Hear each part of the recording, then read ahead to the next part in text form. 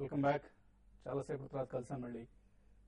STX Nifty 29 పాయింట్ల నష్టంతో 5523 అలాగే అనలిస్ట్ డి ప్రసాద్ గారు ప్రస్తుతం ఢిల్లీ నుంచి టెలిఫోన్ లైన్ సిద్ధంగా ఉన్నారు.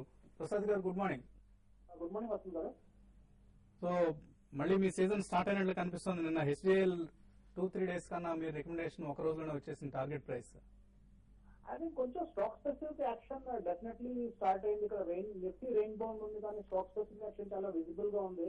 Because large number of mid cap small caps కూడా చాలా యాక్షన్ ఉంది. సో ఐ థింక్ ఇక్కడ స్టాక్ పికింగ్ చాలా క్రిటికల్ అవుతుంది ఈ పీరియడ్ లో. ఓకే అండి. సో హెచ్డిఎల్ లాంటి ధమాకా stock insecticides again 3 year high లో ట్రేడ్ అవుతుంది. ఓవరాల్ మార్కెట్ ట్రెండ్ డిఫైన్ చేసే స్ట్రాంగ్ అవుట్ పర్ఫార్మర్ గా క్లియర్ గా కనిపిస్తుంది. 320 క్రిటికల్ రెసిస్టెన్స్ లెవెల్ బ్రేక్ అవుతే 350, 355 వరకు ఈజీలీ వెళ్ళొచ్చు. Medium term 6 months to 12 months investment చేసుకుంటే 450 వరకు వెళ్ళొచ్చు. So most short and medium term లో మంచి ఇన్వెస్ట్మెంట్ ఆపర్చునిటీ కనబడుతుంది. Plus agriculture related sector stocks I think like Kaveri seeds, Rallis, Coromandel fertilizers వీటిలో చాలా స్ట్రెంత్ చార్ట్స్ లో కనబడుతుంది. బికాస్ వీటిలో growth prospects more or less next 2-3 years కి క్లియర్ గా గ్రోత్ ప్రాస్పెక్ట్స్ కనబడుతున్నాయి. సో అవిలో ఇన్సెక్టిసైడ్స్ మంచి ఇన్వెస్ట్మెంట్ ఆపర్చునిటీ. సో ప్రత్యేకించి మిడ్ క్యాప్స్ లో నిన్న ఎక్కువ యాక్షన్ గమనించాం. ఇది కంటిన్యూ అవుతాం అనుకుంటున్నారా? I think front line mid cap లో వాల్యుయేషన్ గ్యాప్ చాలా ఎక్కువైంది. సో మిడ్ క్యాప్స్ ఇక్కడ వాల్యుయేషన్ వైజ్ కొంచెం అట్రాక్టివ్ గా కనబడుతున్నాయి. ప్లస్ కొంచెం డొమెస్టిక్ ఫండ్స్ కూడా మిడ్ క్యాప్ లో ఎక్కువ ఫోకస్ చేస్తున్నాయి. ఇన్ఫ్రాస్ట్రక్చర్స్ పరిస్థితి ఏంటి? ఇన్ఫ్రాస్ట్రక్చర్ లో ఇన్వెస్ట్ చేయడానికి ఇప్పుడు మీరు సమ్మతిస్తారా? I think infrastructure stocks 3 to 4 years view పెట్టుకోవాలి. షార్ట్ టర్మ్ లో ట్రేడింగ్ బెట్స్ కొంచెం బౌన్స్ బ్యాక్ రావచ్చు, కానీ ఇన్ఫ్రాస్ట్రక్చర్ స్టాక్స్ పెరగడానికి ఐ థింక్ గవర్నమెంట్ అక్కడి నుంచి వాళ్ళు ఆర్డర్ రిలీజ్ చేయకపోతే ఇన్ఫ్రాస్ట్రక్చర్ స్టాక్స్ కి సీరియస్ ప్రాబ్లమ్స్ ఉంటాయి. Plus as long as interest rates high ఉంటాయి ఇన్ఫ్రాస్ట్రక్చర్ స్టాక్స్, ఇన్ఫ్రాస్ట్రక్చర్ కంపెనీస్ కి బేసిక్లీ ఎగ్జిబిషన్ లో చాలా ప్రాబ్లమ్ ఉంటుంది. అంటే ఇన్ఫ్రాస్ట్రక్చర్ స్టాక్స్ లో ఎక్స్ట్రీమ్ లాంగ్ టర్మ్ బులిష్ ఉన్నాం, కానీ షార్ట్ టర్మ్ వచ్చి ట్రేడింగ్ ఆపర్చునిటీస్ వెతుక్కోవాలి. ఓకే అండి, థ్యాంక్ యూ ప్రసాద్ గారు. అలాగే లాస్ట్ బూమ్ ను లీడ్ చేసిన సెక్టర్స్ ఏవైతున్నాయి IT and banking stocks. 2010 last year మనం చూసిన బూమ్ లో ఈ రెండు స్టాక్స్ లీడ్ చేయడం గమనించాం. ఈ సెక్టర్స్ అవకాశం అవుతుంది. ఐటీ డిఫెన్సివ్ ప్లేగా ఉంటుంది కానీ లీడర్ కాలేదండి ఈసారి మాత్రం డెఫినెట్లీ. అండ్ బ్యాంక్ కూడా నేను అనుకోవడం ఇన్ఫోసిస్ అట్రాక్టివ్ కనిపిస్తుంది. డెఫినెట్లీ అట్రాక్టివ్ అనిపిస్తుంది. ఎందుకంటే the way US economy performance తిరిగి చూద్దాం, కాస్ట్ ఎఫెక్టివ్ సర్వీసెస్ కి డిమాండ్ పెరుగుతుంది మళ్ళీ. కాబట్టి ఇన్ఫోసిస్, టీసీఎస్ అండ్ విప్రో లాంటి కంపెనీస్ డెఫినెట్లీ తిరిగి అప్ ట్రెండ్ లోకి వచ్చే పాసిబిలిటీ ఉంది. And in fact next quarterly results వచ్చే లోపల Infosys should be good defensive bet current levels లో. నేను అగ్రెసివ్ డెలివరీ బయింగ్ కూడా ఏదైతే చూసాం 50-28-60 లెవెల్స్ లో, that should continue for some more time. ఈసారి మాత్రం నేను అనుకోవటం కొత్త సెక్టార్స్ పాలసీని బట్టి like maybe agri stocks coupled with fertilizer and second FMCG ఒకటి, అండ్ థర్డ్ క్యాపిటల్ గూడ్స్ ఒకటి, ఫోర్త్ ఫార్మా ఒకటి. ఈ 4 లీడర్షిప్ తీసుకుంటాయి కానీ definitely not banking or autos or not even IT అని చెప్పేసి అని అంటాను. IT will be defensive.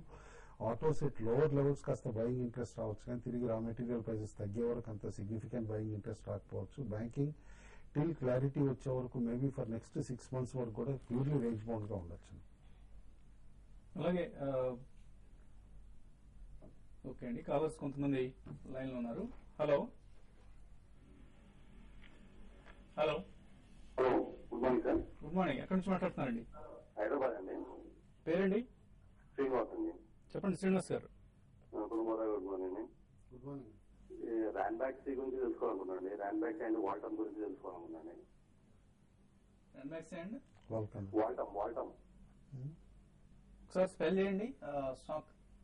VALTOM వాల్టమ్. VALTOM. అవును, వాల్టమ్. ఏదో చాలా వాల్టమ్ అంటే ఇప్పుడు వైభవ్లకి మధ్య అయిందని చెప్పానండి. యాక్చువల్ గా ఏ కంపెనీ మధ్య అయిందండి?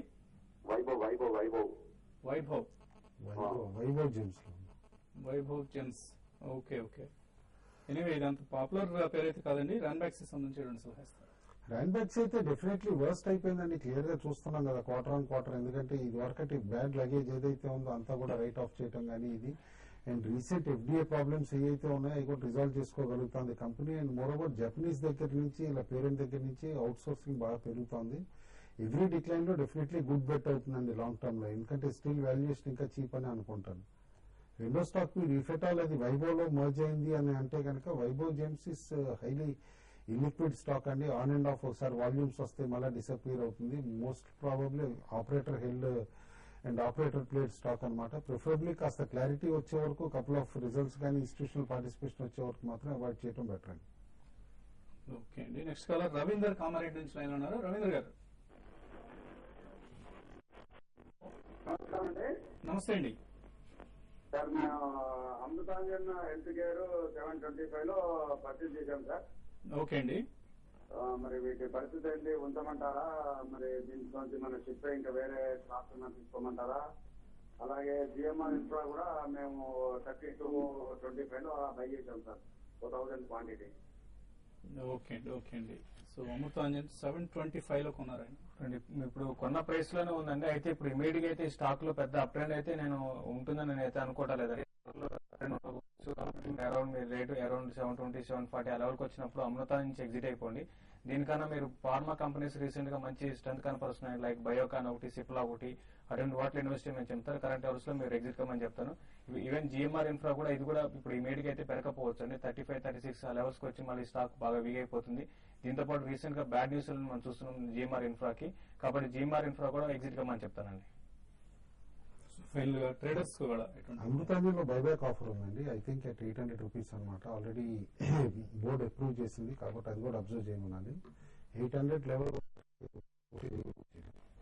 ఓకే అండి. సో ట్రేడర్స్ కి ఎటువంటి కాల్స్ ఇస్తున్నారు? ఫస్ట్ బిహెచ్ఈలో ఒకటి బై చేయమని చెప్తానండి. కరెంట్ లెవెల్స్ నుంచి బాగా ఓవర్సోల్డ్ పొజిషన్ లో ఉంది. 1900 పైన ఈ స్టాక్ సస్టైన్ అయితే బై చేయమని చెప్తాను. ఇంటర్డేలో 1925 దాకా రావడానికి అవకాశం ఉంది. ఈవెన్ పొజిషన్ ట్రేడర్స్ కూడా 1960 కోసం ఒక 2-3 ట్రేడింగ్ సెషన్ కోసం 1960, 1975 దాకా పెరగవచ్చు. నిన్న టాటా స్టీల్ లో కాస్త మొమెంటం కనిపించిందండి లాస్ట్ లో, కాబట్టి వాళ్ళ 578 ఆ లెవెల్స్ పైన ట్రేడ్ అవుతా ఉంటాయి కనుక టాటా స్టీల్ తీసుకోమని చెప్పేసి చెప్తాను. ప్యూర్లీ ఇంట్రాడే కావాలన్నమాట. సెకండ్ నిన్న కనుక వాల్యూమ్ యాక్షన్ చేస్తే రెన్కాల్లో డెలివరీ కాంపోనెంట్ బాగా పెరుగుతుంది కాబట్టి మేబీ సమ్ సస్టైన్డ్ అక్యుములేషన్ ఉంది కాబట్టి 64 పైన ట్రేడ్ అవుతా ఉంటే రేణుకా కూడా బై చేయమంట. Renuka can be positional trade కూడా 5 to 6 days. ఓకే అండి. అలాగే Sundar Raja corporation bank sell చేయమంటున్నారు. 527 కింద ఉంటే స్టాప్ లాస్ 530, టార్గెట్ 520 వరకు తగ్గే అవకాశం ఉందంటున్నారు. ఆంధ్ర బ్యాంక్ సెల్ చేయమంటున్నారు. Amarnath Shastri sell below 145, stop loss 146, target 142 వరకు తగ్గే అవకాశం ఉంది ఆంధ్ర బ్యాంక్. ఉన్న ట్రేడింగ్ కాల్స్ కొంత వీక్ ఓపెనింగ్ మార్కెట్స్ లో ఎక్స్పెక్ట్ చేస్తున్నాం. తిరిగి మధ్యాహ్నం 1:30కు బిజినెస్ లంచ్ లో కలుద్దాం. మరికొద్దిసేపట్లో 9 o'clock బులెటిన్ అందించడానికి విజిత సిద్ధంగా ఉన్నారు. Business breakfast